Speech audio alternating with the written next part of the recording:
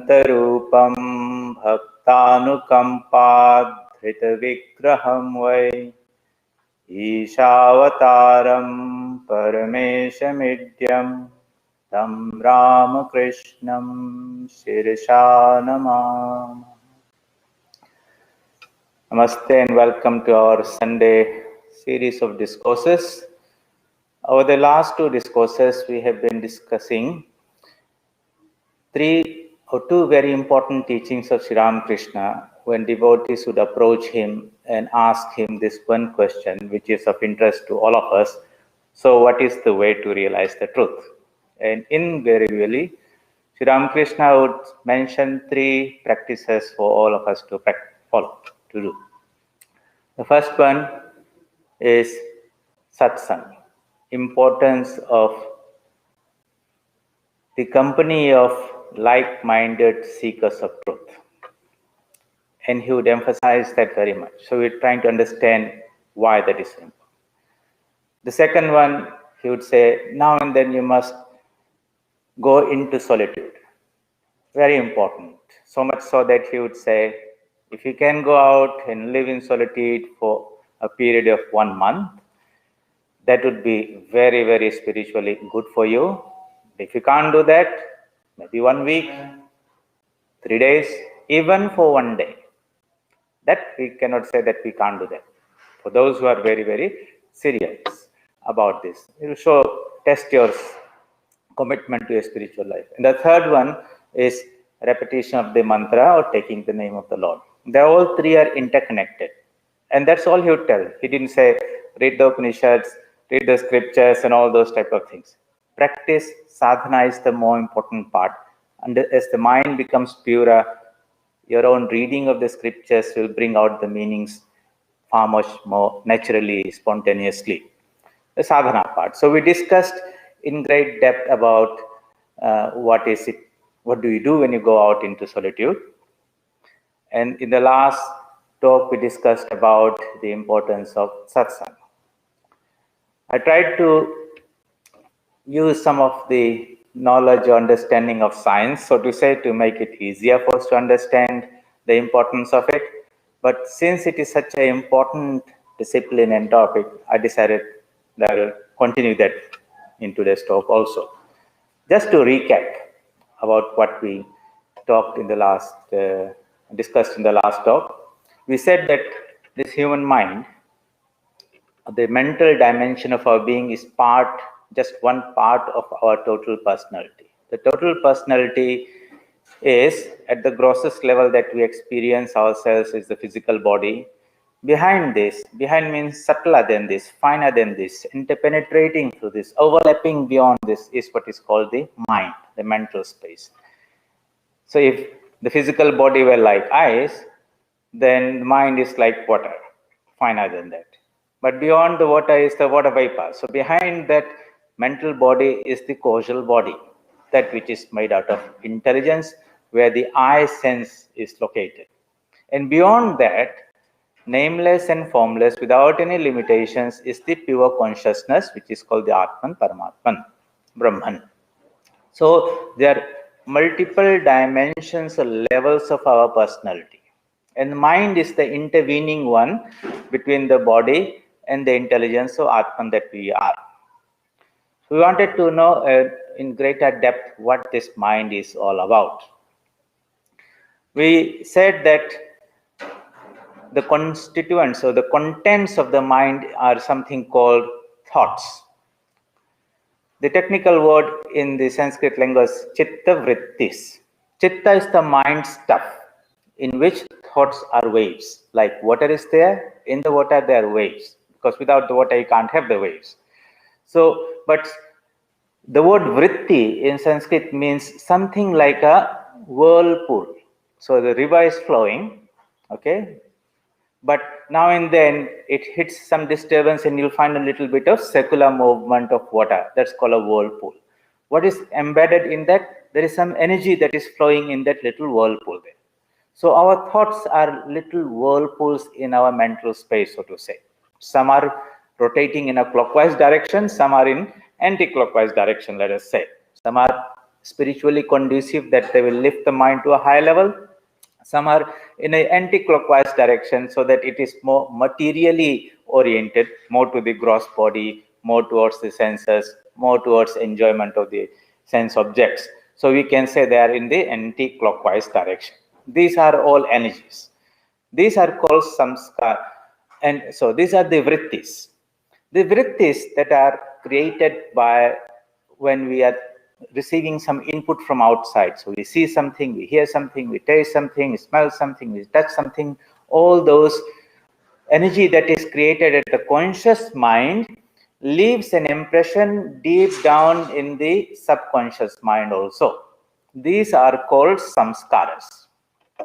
And whether we are aware or not, we are constantly collecting these samskaras right from childhood, and even we bring them from our previous lifetime, because when we die, only the physical body is shaken off, the mind continues.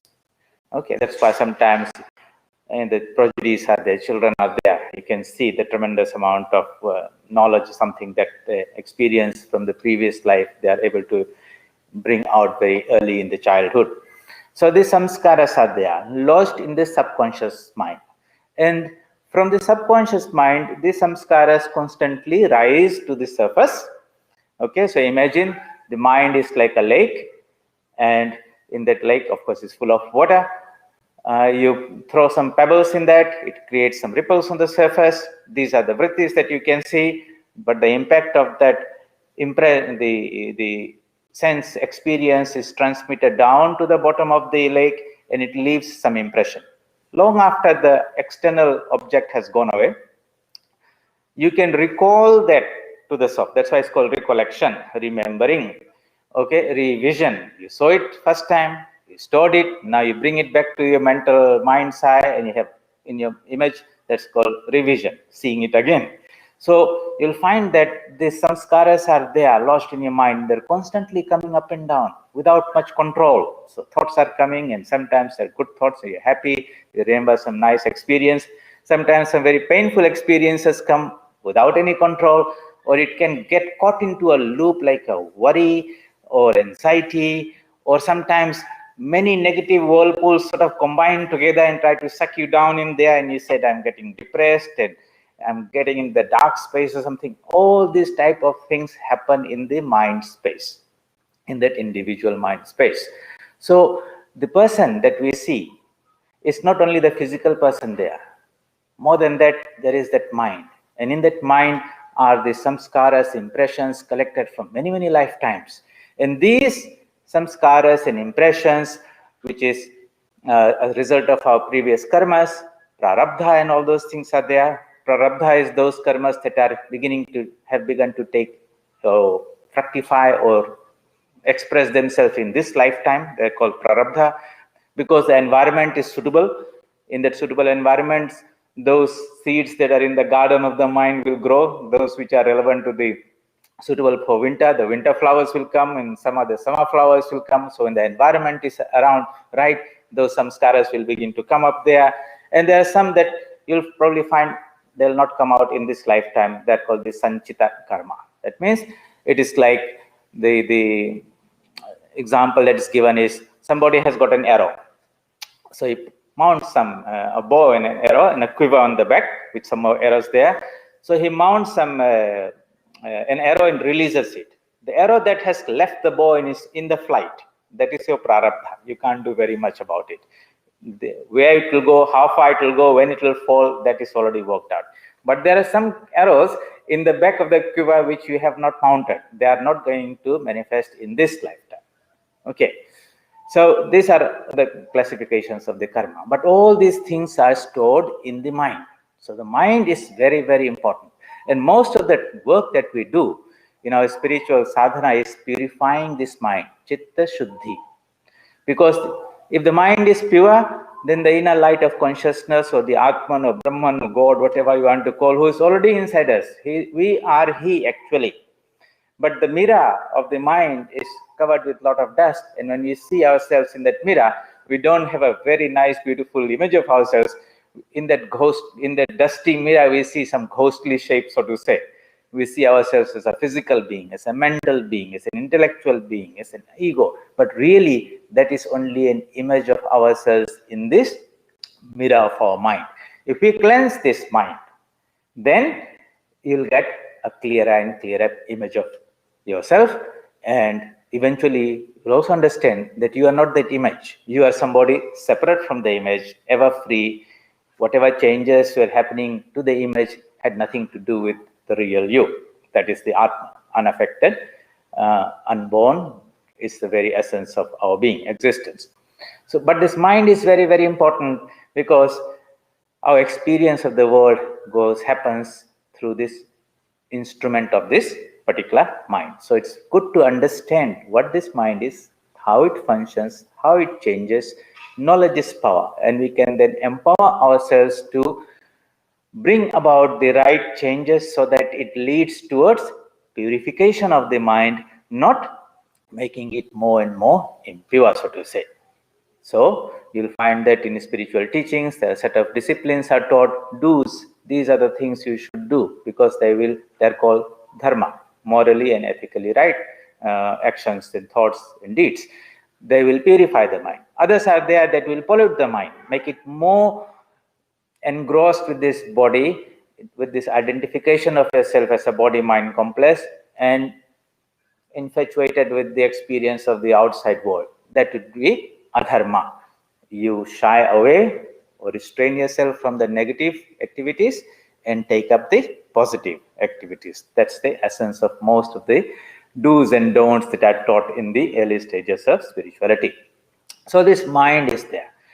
We said that when the teaching is given that we should seek out the company of spiritually minded people or environment, so to say. In the last talk, we tried to go deeply and say what we are seeking is not just to be in the company of that particular person for some time so that we had a good time and good experience and I enjoyed your company. But when we leave that person and we are back to our own selves, we have carried some of that influence with us. Okay, it's not just having the experience, but you are able to take something back. Now, how does that happen? And I try to explain that with the help of a little bit of physics and science. And you say, imagine a piece of metal, a ferromagnetic iron. It's a ferromagnetic substance. That means it can be magnetized. Why? Because within it contains what are called magnetic domains. Little magnets are there. They're all oriented in various directions. When you bring that piece of metal in the field of another powerful magnet, okay, or you let it touch, what happens? The magnetic field of the bigger magnet automatically forces the realignment of the little magnetic dipoles in that piece of metal without any effort from the piece of metal itself. And suddenly, this piece of iron suddenly feels, I'm a little bit of magnet. He feels his spiritual awakening. So to do that, we go to a place where such a spiritual influence or environment or vibrations or spiritual field is there. It could be a place where a tremendous amount of spiritual discipline has been done and worship has been done by spiritual practitioners for a long time. It could be a temple, it could be a holy place like Vrindavan or Kashi or Jerusalem or wherever you want to think, where the people who practice spiritual disciplines left those impressions or samskara, what do you call this, vibrations behind, and you want to benefit from that. It could be going to somebody who is a very spiritual person and you say, can you please, just by being in the proximity of such people or in that close influence, you'll find that those spiritual samskaras that are within you, they awaken up and you suddenly felt very good, you enjoyed that spiritual company and all that, and you take a little bit back. So when you are in the presence of that magnetic field of a bigger magnet, you feel all magnetized. Most people feel very, very good when they're in a temple and holy place and all that. But when they go back, do they just lose it totally or they keep some of it? That depends on the particular quality, characteristics of that metal, so to say, or that person. So there's the magnetizability of a substance is called its permeability. There is another quality characteristic called retentivity. can he retain it or not? So if it has good retentivity, that means afterwards there will be a residual magnetism in that piece of metal. Likewise, when a person has got this permeability, means he comes into the presence of a spiritual influence, then those good samskaras are stimulated. And sometimes it doesn't happen. You'll find that people are there, just like if you take a piece of wood or stone in next to a magnet, nothing happens because it's not magnetizable.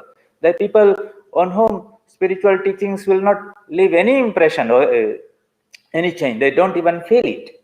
Okay. Others, somehow you find that they simply tune in. They resonate with it, and the whole mind is locked, and they enjoy it, and they seek it out. So we are all constituted differently. We have to understand that. Not everyone has got all the spiritual samskaras are there. That's why you should not expect that everyone will tune themselves to spiritual teachings.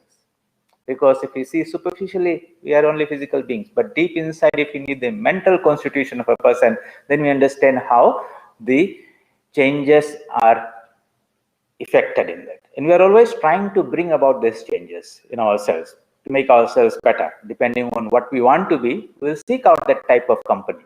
If you are trying to bring in spiritual samskaras or educational samskaras, then you'll go to a teacher. If you want to become you go to a mentor or counselor or a supervisor or professor. From these people, you want to imbibe certain influences and make them your own. And those who are seeking a spiritual benefit will seek out spiritual influence. I'm using the word influence, not only company, because influence is something that will remain with you thereafter. Company is while it is happening over that particular time. Okay, sometimes we translate the word satsang as spiritual company. No, I'm using the word influence in the sense that bringing a piece of metal in a magnetic field of a magnet leaves some influence that when you remove it, there is some residual magnetism. This explanation, while it's because we have read a little bit of physics, studied this, and we can use this idea to understand this, draw a parallel of our internal mental space helps. But the mind is not a static magnetic thing. The mind is a dynamic thing, constantly changing. It is energy, it is flowing. So we need to have a little better model to understand the mind. And today, I'll build on what we discussed last week and use another idea of physics, so to say, of science, which will explain this or take it to the next level, so to say. So the idea is that energy means the nature, when it creates or makes energy flow, does it in a very efficient system. And the efficient system is that it will be sustainable on its own. That means it will be like cyclic. So you'll find that the rhythms, everything happens in cycles. Okay, whether it is the day and night cycle, or it is the pendulum that is swinging, or it is the kalpas in which this whole universe is created and everything. Things happen in cycles because that energy is recycled and rechanneled into it. You don't need to constantly inject fresh energy. It preserves itself in that. And you'll find that in different ways in nature, if you study, where this cyclic effect is there. For example, if energy flows from one direction to the other, then constantly you have to keep on injecting energy. For example, the fuel in a car. Okay, it doesn't recycle itself. But nature has got carbon cycle, water cycle, nitrogen cycle, and all these cycles are there. It also creates some model templates, so to say, in which the objects of nature that are there are built in these particular forms. So one of the most beautiful forms in which energy circulates within itself is called a torus. A torus is like a donut. That means this is cyclic, like the tire of a tree, of a car, or donut that we eat, or a shape that is like the magnetic field of the earth is in a donut shape. It's a toroidal shape. Okay, that means beyond these physical things that we see, like a pumpkin and an orange and a grape and a fruit, the earth, the physical object is a manifestation of the subtle energy behind it in the mental space, so to say. The energy in the mental space is mostly kept in a self-sustaining dynamic flow of energy, which is called a torus. So you see, that's why the magnetic field of the earth is flowing like that. The shape of a pumpkin is like that. An orange is like that. A grape is like that. Did you ever wonder why things are created like this? Because that's the most efficient way of cycling energy within us. Energy flows from one polarity to the other, but within the self-sustaining loop. So here, when we say that there is this dynamic flow of energy, it will be in most efficiently in a cyclic form.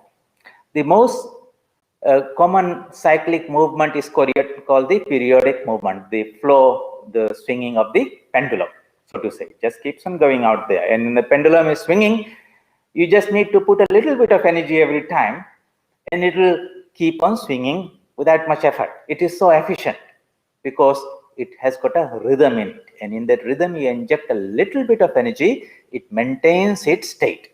But a different type of movement, like a car is running down and suddenly stops, then again you have to put a huge amount of energy to make. So nature creates this cyclic movement. Things are there. I'm giving a little bit of science background and you'll see where I'm taking you to. So when so everything in nature is energy. Energy tends to flow in cyclic movement. Okay, so whether it's the subatomic particle, at the microscopic level, like a proton vibrates at about 10 to the power 22 hertz, very high energy, pulsating, oscillating, very high. It's just going there, but it is vibrating, oscillating. A toroidal shaped energy is expanding and collapsing at very, very high speed. For example, imagine the magnetic field of the earth is just moving up and down, but at a subatomic level. When it becomes a nucleus, it comes down to maybe 10 times to the power 15 hertz. When it becomes a hydrogen atom, it comes down maybe 10 to the power 9. So as it becomes more and more massive, the frequency comes down until it comes down to somewhere like 10 to the power 3. It has become materialized, we say. It was there but when it was very fine, our senses could not pick it. And when it came down and became low frequency, it became visible to us or picked up by some instrument that is there. And then all this, what we call around us, whether it's earth or rock or plant, everything is constituted of atoms that we know. But if we visualize each atom to be a oscillating field of energy, which have interlocked with themselves and have some degree of stability, then this whole creation, nature, the biggest of galaxies to the right to the subatomic particle, is only energy, but pulsating and oscillating in self-sustaining loops. That is what science has taught us. Now, and self-sustaining loop means it will be periodic. Now we come to this another idea. When two objects are vibrating at the same frequency, we say they are resonating with each other. And in physics, you have learned that, and maybe people who have used musical instruments, they've learned that if I have got two violins, so to say, and they are similarly tuned at the same frequency, I put one on the table and I use the second one with a bow and I strike a note. What happens? The movement of the bow on this violin will make the string vibrate here. That vibration will make the air vibrate, acoustics. And when that vibration goes and hits the second violin, which is similarly tuned, it will force or cause that the violin to vibrate at the same frequency. So both of them are going to. They are not ever in contact, but somehow the energy from the first one got transmitted to the second one. The reason is both were similarly tuned. Remember, I'm using some selected words. The energy from the first one got transmitted to the second one because they were similarly tuned or tuned to the same frequency. So, what has that to do with the satsang topic? When two people get together who are similarly tuned, then the energy that is, the thought energy that is in the first person is transmitted and is caught by the second one. The second one absorbs that energy and that knowledge, and because they are similarly tuned, that energy is received. And those other violins which were there, which were not similarly tuned, even though that energy was available to them, they could not receive it. So, satsang means seeking out such people or such social sources of influence where such they resonate with us. Otherwise, you will not feel that company, good company. So you'll find that, oh, I'm on the same page as you. When you say, that means somehow we are able to connect. Or birds of a feather flock together. Similarly, tuned minds will come together and they will engage with each other. Okay.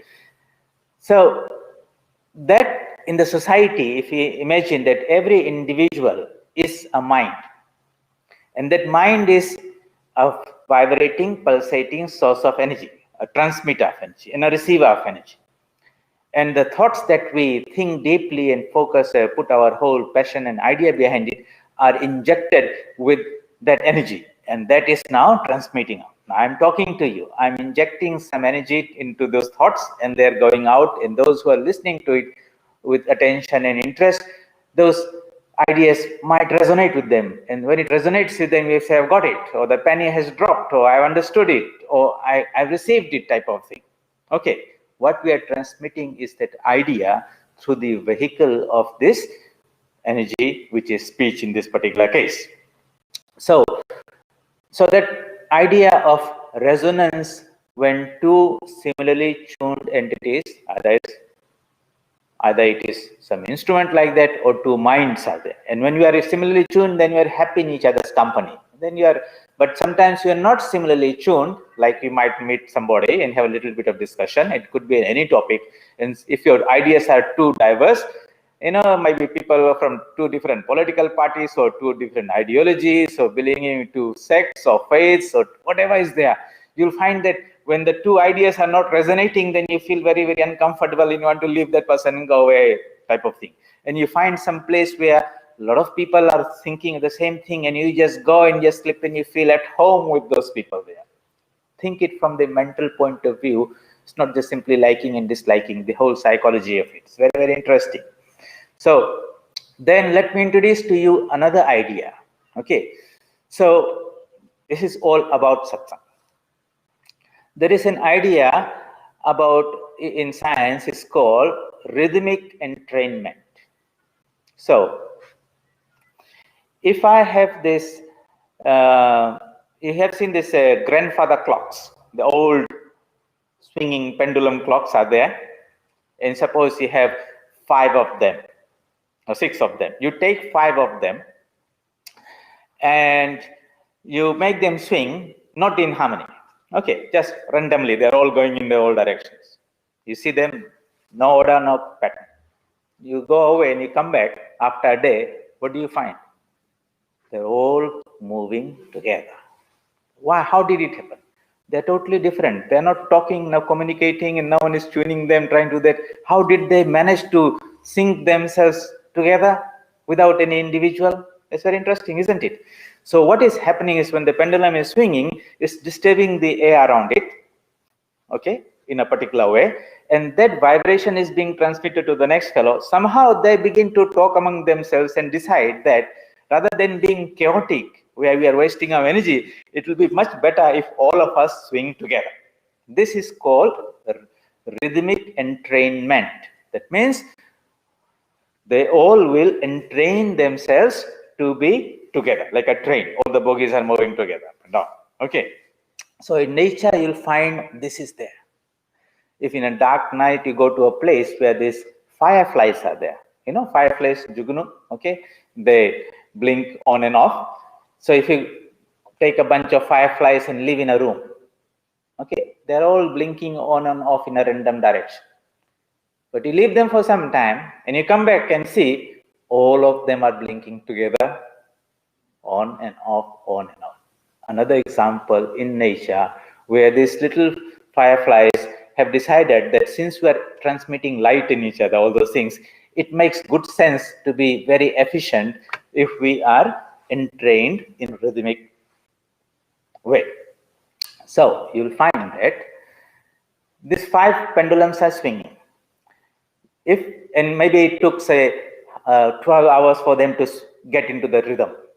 Now you went and took one of them, just disturbed one of them out of it, little bit. put it out of the order. You'll find that it doesn't take 12 hours for this fifth pendulum to swing. In very short time, maybe in half an hour, 1 hour, it has come and established itself into that rhythm.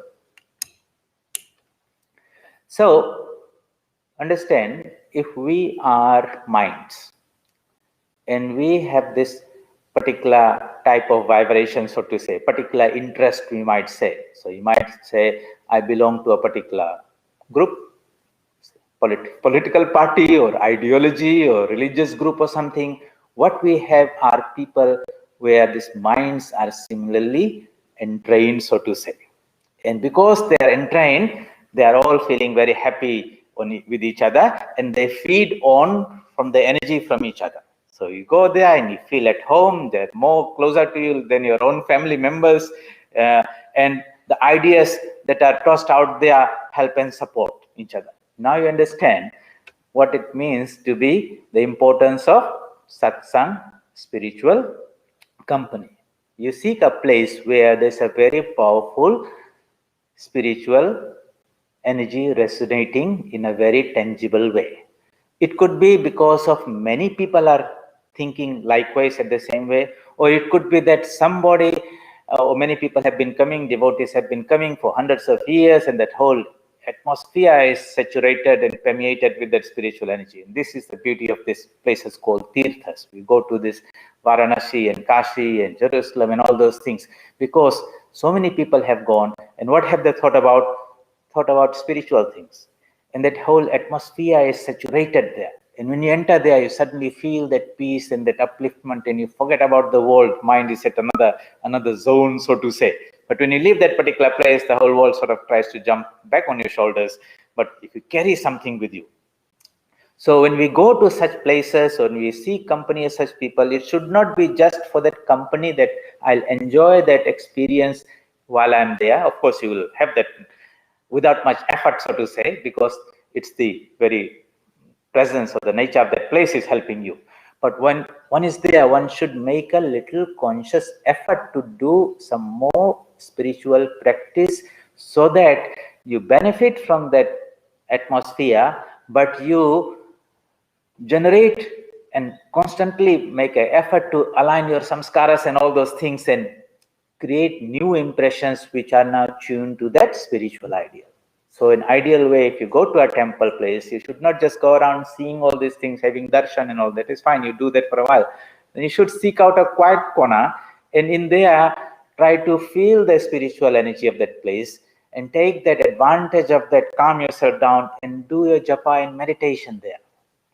And you want to accumulate new samskaras, new energy, which is what you are going to take away when you leave that place. If you did not do that and you went to a beautiful place and say, wow, it's a beautiful temple and all this architecture is very nice and this was, you end up becoming a spiritual tourist, not a spiritual seeker.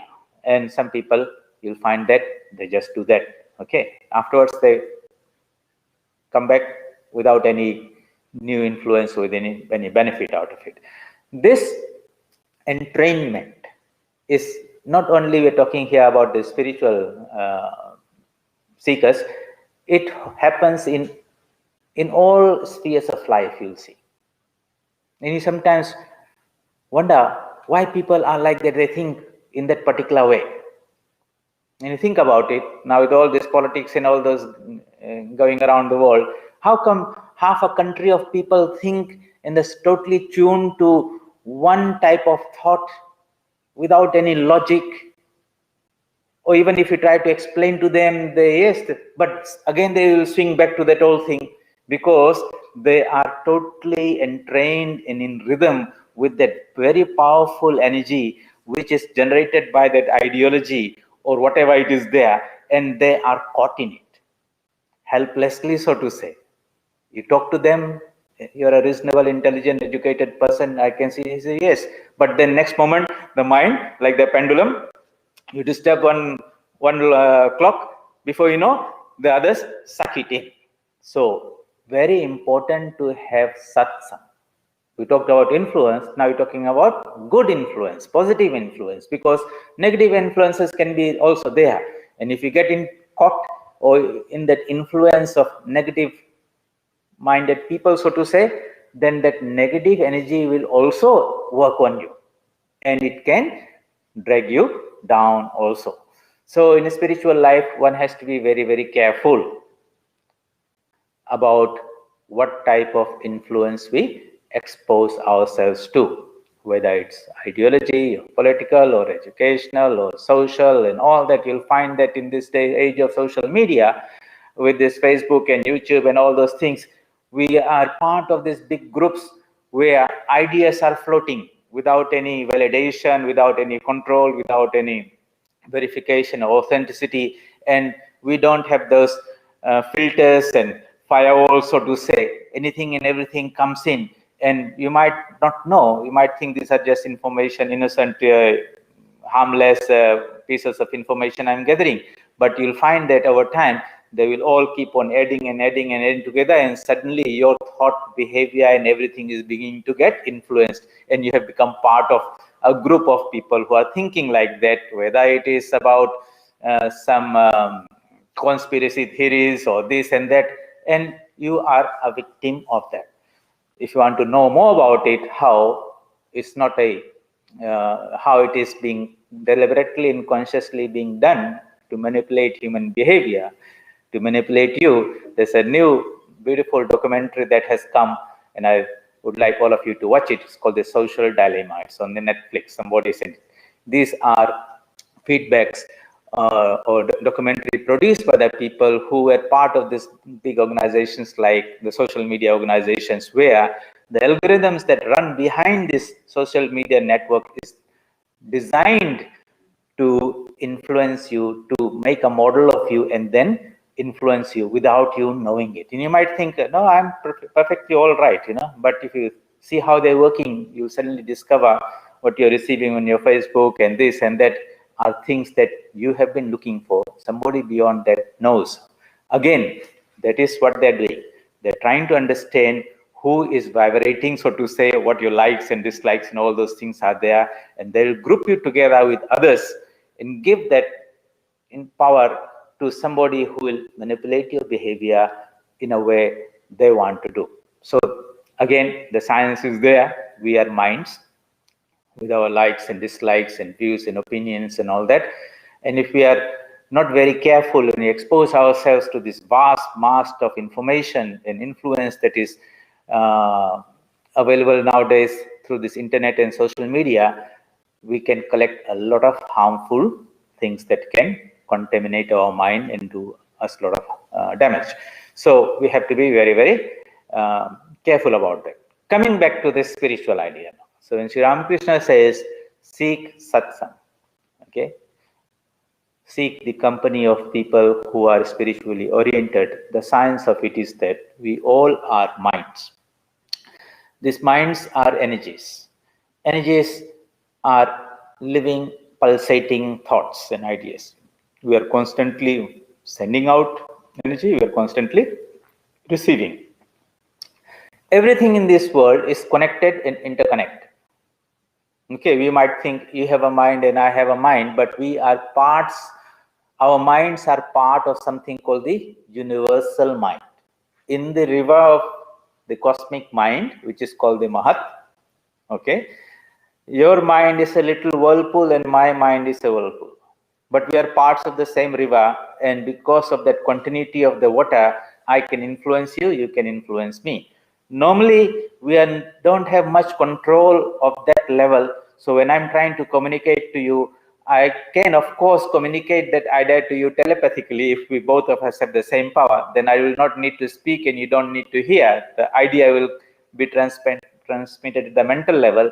But if it's not there, then we have to go about the round way of process of encoding that idea in my mind into a language. Then I'm speaking out and it's transmitted across to you, and then you listen to it. You have to know the language, you have to decode it, and hopefully the idea that was in my mind has been exactly decoded the way in your mind. But you'll find that it depends on a lot of factors, depending on my capacity to encode it, depending on the noise that might come in there, depending on your attention and concentration, depending on your language grasp or mastery of the language to decode it, and eventually I might say something, you have got imagined something else, and you are happy thinking this is what the other person has said, but it could be totally different also. So this is the round way about of modulating and demodulating information. Modulating, demodulating. In technology is a device called their modulation, demodulation. But speech is this round way. Of course, those who are very, very advanced people, they can communicate telepathically. Sri Ramakrishna would say, I can see the contents of a person's mind like things kept in a glass showcase. You don't need to tell him. He can tell. And not only that, they have the power also to tweak it and get it adjusted it also. Spiritual people can have that type of influence, but they will do it in a way that's not going to jar you and shake you too much and disturb you, rattle you, so to say. In a nice, natural way, they will realign your thoughts and your inner samskaras so that it's now pointed to the spiritual goal. And when that happens without your effort, then you said, oh, that's grace. I didn't do it.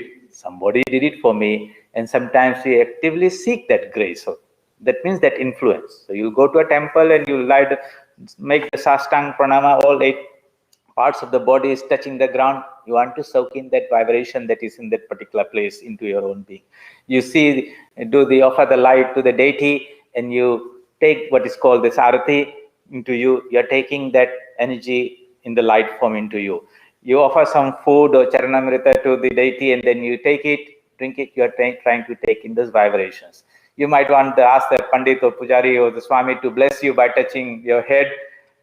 You are asking to soak in that vibration. You might want to kneel down and touch his feet. All these are behind the psychology is that those are sources of some high positive spiritual vibration, and you want to receive that. And the way is to do is to make that connection. Now you understand why it happens. So when we make that connection, some flow will happen. Okay, it's not just about being in the presence, but we want to make a connection. And when we make a connection, there's a flow. So in physics, we know that what is a requirement for something to energy to flow from one direction from one level to another, there has to be a potential difference. Just like from a higher voltage to a lower voltage, electrons will flow. There's an electrical power will flow. From a higher water pressure to a lower water pressure, a water current will flow. Higher energy education level, knowledge level to a lower knowledge level, education or knowledge will flow. So a person becomes a student and goes to a teacher. He makes that connection, opens the door and says, I'm ready to learn. And the teacher then transmits the knowledge, but it's not transmitting in the sense, it's like you're filling an empty bucket with water. It's not like that. The knowledge is inside you. The teacher removes that obstructions, and the inner knowledge rises up within us, because knowledge is the essence of our Atman. So the work is not adding something into. Our mind is not like an empty well where you fill it with water. Our mind is like a spring where some rocks or stones were there, and those were blocking the top of the head of the spring. When you remove that, the water gushes out. Knowledge gushes out from within, because knowledge is the nature of the Atman. So this Atman is behind this mind, but if this mind is not transparent, it's not pure, then the light from within doesn't shine through. Satsang, spiritual company, japa, meditation, going into solitude, any form of sadhana, any form of puja. Puja in Sanskrit means that which purifies. Pu, Sanskrit what means? The purifier. Ja means that through which it happens. So puja is not only going to the temple and making some offerings of some fruits and flowers to God and said, I have done my puja, my annual puja. Or, I didn't know that I got the help of some pandit or some who officiated that puja on behalf of me, but I didn't have any idea what had happened. And I took the prasad, and that's my puja. The real puja is that purification of the mind that happens by associating ourselves with some divine higher spiritual influence. So that change how we make it faster, more permanent, purify the mind, make it transparent, so that the inner Atman within shines in greater and greater glory. So we talked about this connection. When there's a connection, there'll be a flow of energy, a flow of knowledge from a teacher, in a high school teacher, or primary school teacher to a student. So when this difference between the two becomes zero, they're at the same potential, then there's no flow. The water pressure is same in both levels, there's no flow. When the student goes to the teacher and the student's knowledge keeps on increasing until he knows as much as the teacher, then there's no flow. Then he says, let me get another teacher. He goes to high school who knows more, who will teach him. Then he goes to university. Constantly we're trying to maintain or connect ourselves to a higher source where the flow will be from the higher to lower if we are going to receive. But you just don't want to receive. Sometimes you just want to be a channel. Whatever you have received, you will pass it to somebody else and keep yourself as an instrument through which the flow will happen. You don't accumulate and hold it. You let it flow. Nature is about being the instrument, but not holding it there. Okay, so everything, if it flows in electrical circuit, it goes round and round and round. Water cycle, you are just a part, a node, a loop, part of the loop through which the flow happens.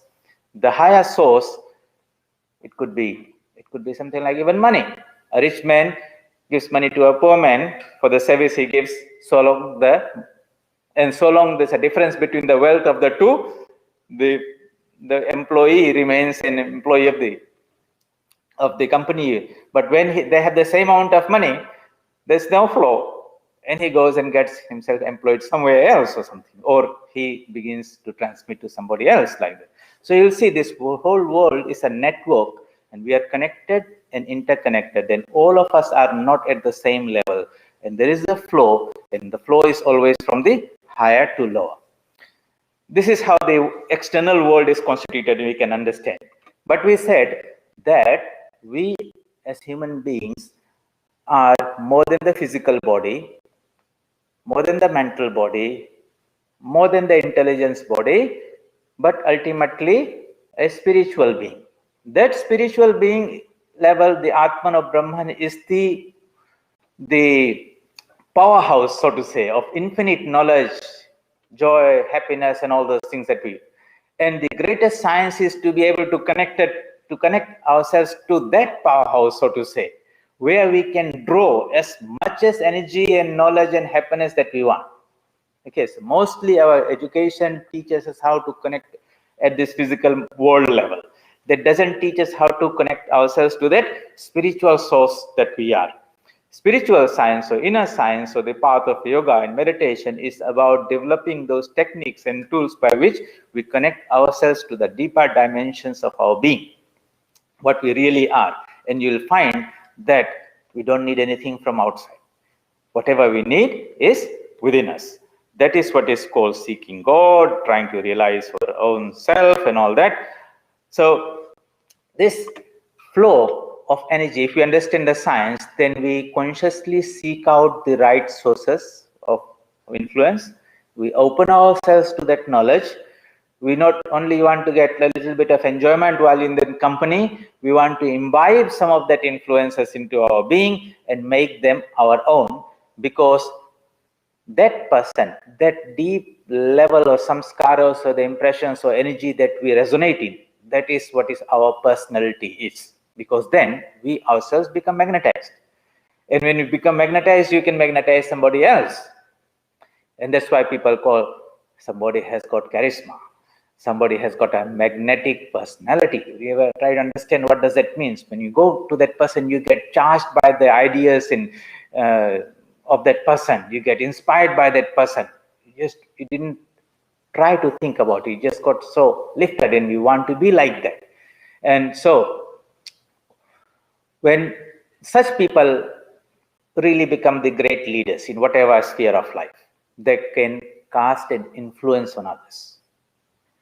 Whether they are people with some wonderful ideology, some great thinkers are there, they never maybe met many people, they sat down in some place and wrote down something, articulated their ideas, and then it just caught fire. When people read that, they get so inspired.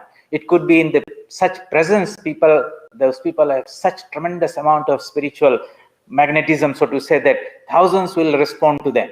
And now you understand when Swami Vivekananda in the Chicago Parliament of Religion stood up and said 5 words, sisters and brothers of America, this mostly Christian audience, all that suddenly stood up and clapped and clapped and clapped for so long. And if you ask them, why did he do it? They said, we just don't know. Somehow it resonated so deeply with what we are, that we just appreciated it.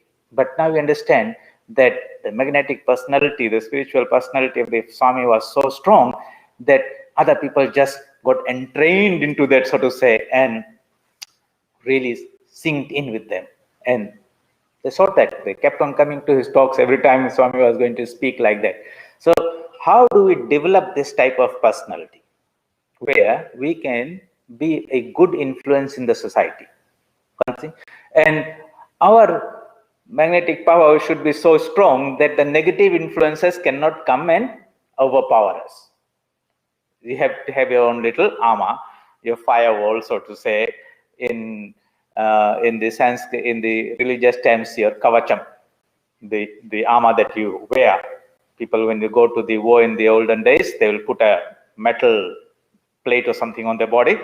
So how do we develop this type of protective shields from negative influences? We will discuss this in one of the future topics. But we have to understand that we are living in a field, so to say, in a mental space where all types of ideas are being constantly thrown out into this mental space.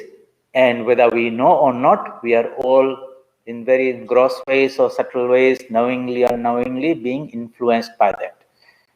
Going into solitude means you want to move away out of these negative influences that are constantly troubling you, so that you can work on your own self. Now you understand why that solitude thing means there. It's not that I just don't want to talk with people and they're always disturbing there. No, this mental space that we are in is too much crowded with a lot of negative noises and something like that.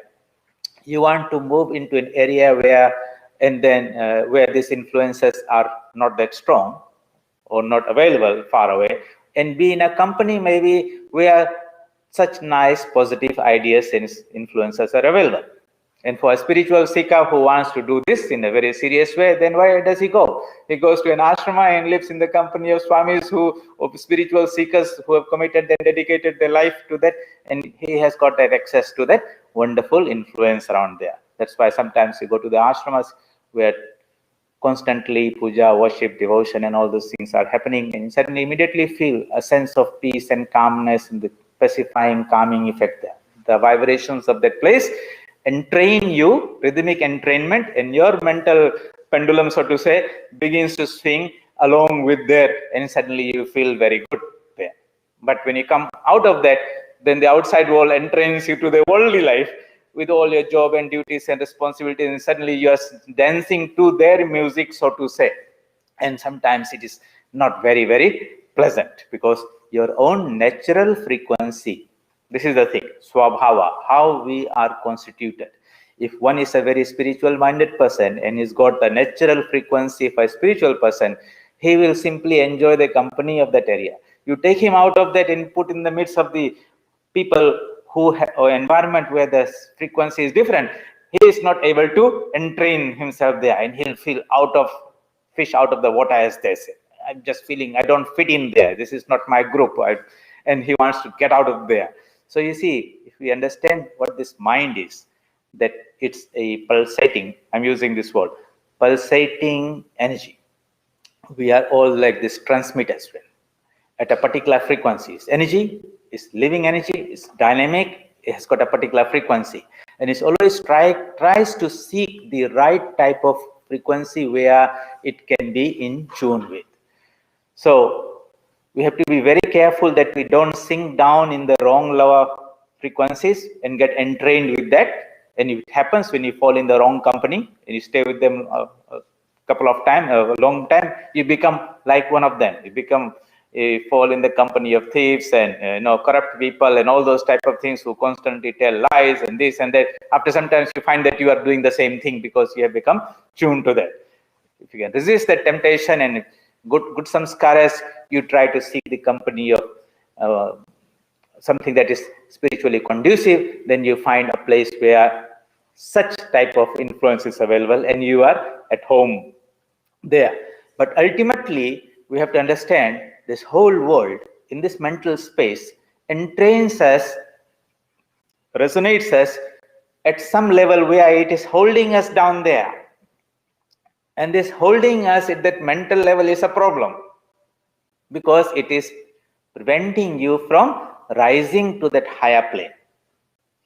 Okay, so definitely we want to avoid the negative influences. We take help of the positive ones, but at some point we want to go beyond all influence into the influence of our own higher self. And for that, we need to discuss the third topic, third spiritual discipline which Ramakrishna prescribed, repetition of the name of the Lord, repetition of the mantra. So, mantra is a spiritual energy which is synchronized or linked to some divine personality or divine aspect of our high aspect of ourselves, the divine aspect of ourselves. And by repeating that mantra, now you understand that we are trying to consciously resonate with that deeper dimension of our being. We call it our chosen ideal, our Ishta Devata, or some aspect of God that appeals to you. You like it. Again, liking means resonating with it.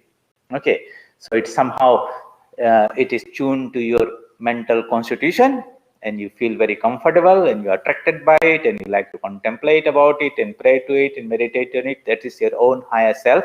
But there are some spiritual techniques and aids by which we can consciously make that effort to lift our minds from this world frequency level, so to say, to the higher spiritual or frequency level, which is our divine. And that is the efficacy or the outcome of a japa and meditation, repetition of the Lord's name. So this, even though the instructions are very simple, going into solitude or having satsang, spiritual company, or repeat the mantra of divine mantra. But if you go deeply into the psychology of the mind and understand what this all means and have a logical understanding, you get a little bit deeper conviction, and that conviction then becomes more translatable into an action. So knowledge is great, but actionable knowledge is what we want.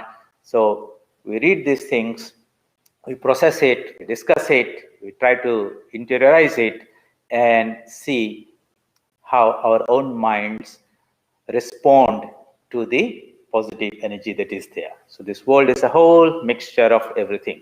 Let me read something from a lecture from Swami Vivekananda, and you can read the whole thing on your own. It's called The Powers of the Mind. This was delivered on 8th of January 1900 in LA, California. He says, the mind is universal. Your mind, my mind, all these little minds are fragments of that universal mind, little waves in the ocean. And on account of this continuity, we can convey our thoughts directly to one another. Each mind is connected with every other mind, and each mind, wherever it is located, is in actual communication with the whole world. The world is one of influence. Part of our energy is used up in the preservation of our bodies. Beyond that, every particle of our energy is day and night being used in influencing others. Our bodies, our virtues, our intellect, and our spirituality.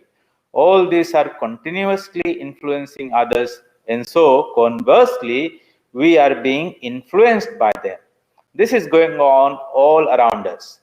Now, to take a concrete example, a man comes, you know he's very learned, his language is beautiful, and he speaks to you by the hour, but he does not make any impression. Another man comes and he speaks a few words, not well arranged, ungrammatical perhaps. All the same, he makes an immense impression. Many of you have seen that. So it is evident that words alone cannot produce an impression. Words, even thoughts, contribute only one third of the influence in making an impression. The real man contributes two thirds. What you call personal magnetism of man, that is what goes out and impresses us, the magnetic field around us. The science of yoga or meditation claims that it has discovered the laws which develop this personality. And by proper attention to those laws and methods, each one can grow and strengthen his personality. This is one of the great practical things, and this is the secret of all education, secular or spiritual. This has a universal application in the life of a householder, in the life of the poor, the rich, the man of business, the spiritual man. In everyone's life, it is a great thing, this strengthening of this personality. There are laws, very fine, which are behind the physical laws as we know. That is to say, there is no such realities as a physical world, a mental world, a spiritual world. Whatever is one. Let us say it is a sort of tapering existence. The thickest or the grossest part is here. It tapers and becomes finer and finer. The finest is what we call the spirit, the grossest, the body. And just as it is here in the microcosm, it is exactly the same in the macrocosm. The universe of ours is exactly like that. It is the gross external thickness, and it tapers and into something finer and finer until it becomes God. So whatever is here, but it is graded, differentiated. The physical body is the gross part, physical world. It becomes finer and finer and finer, and the other end is called the Atman or the Brahman. And we have this mind in between, which is maybe blocking that connection. How we can purify the mind so that we are totally integrated with our higher self in its totality. That's art and science of religion and spirituality, and we'll discuss this more next week. But I would like you to read that lecture, The Powers of the Mind. It's much more than I have read out to you. Until next Sunday, stay safe, do your meditations, and may all be happy, secure, and good. Om Asato Ma Sadgamaya Tamaso Ma Jyotirgamaya Mrityorma Amritam Gamaya. Om Shanti Shanti Shanti. Hari Om Tat Sat. Sri Ramakrishna Arpanamastu.